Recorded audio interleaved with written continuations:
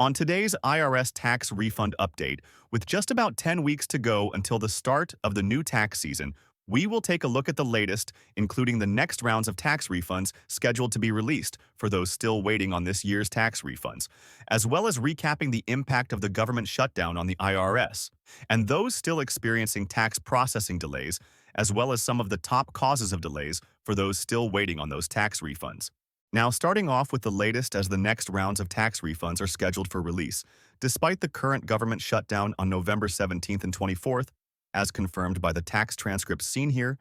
And if you are part of these latest refund batches and have chosen to receive that refund via direct deposit, you should see that refund post to your bank account by that refund date, and in some cases possibly before, depending on your bank, but do allow 5 additional days after the refund date for it to post to your bank account before initiating a payment trace with the IRS.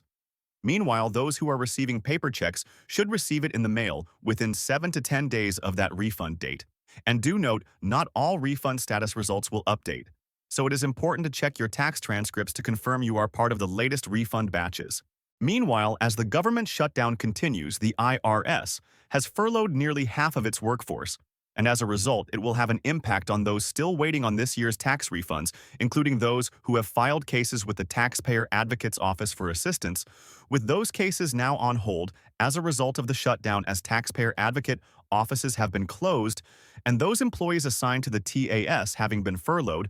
Now, we did hear recently that a very small number of IRS employees have been brought back, which is seen as a move to prepare for the upcoming 2026 tax season.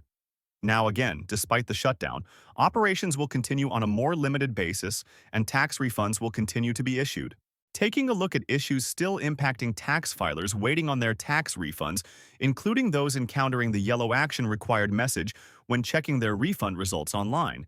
And there are 2 main reasons why this is happening. Starting out with the IRS has identified a possible issue with your tax return, which will result in them mailing you a letter requesting further information. And the likely cause of this is the IRS computer system has identified an issue with the wage or withholding amounts you filed on your tax returns and needs documentation from you to support what you entered on your tax return, such as a W-2 or 1099, along with copies of pay stubs. Now, while in past years, tax filers had no other choice but to mail those documents to the IRS, in recent years they are allowing those forms to be uploaded online, which will reduce the wait and processing time. We are still hearing from a number of viewers who are still experiencing delays due to the need to complete ID verification in order to have their tax return fully processed and refund released, who are often encountering the action required message box as seen here when checking on the status of their tax refund. And a problem some viewers are reporting is not receiving in the mail the necessary IRS letter, which is needed to complete ID verification online. Now, this notice, the 5071C letter, is the most common letter being sent out to those impacted by ID verification, and again is necessary to complete the verification process online, as it contains a control number which must be entered online to start the process. However, what several of our viewers have reported is they have been forced to contact the IRS by phone to have a notice sent out to them after they never received it in the mail. And until the verification process is complete, the refund will be kept on hold as a result. For those who are impacted by ID verification and have not received that notice and do not choose to wait for a replacement letter to be sent out, the other course of action would be to schedule an appointment at your local IRS office to complete the ID verification process in person.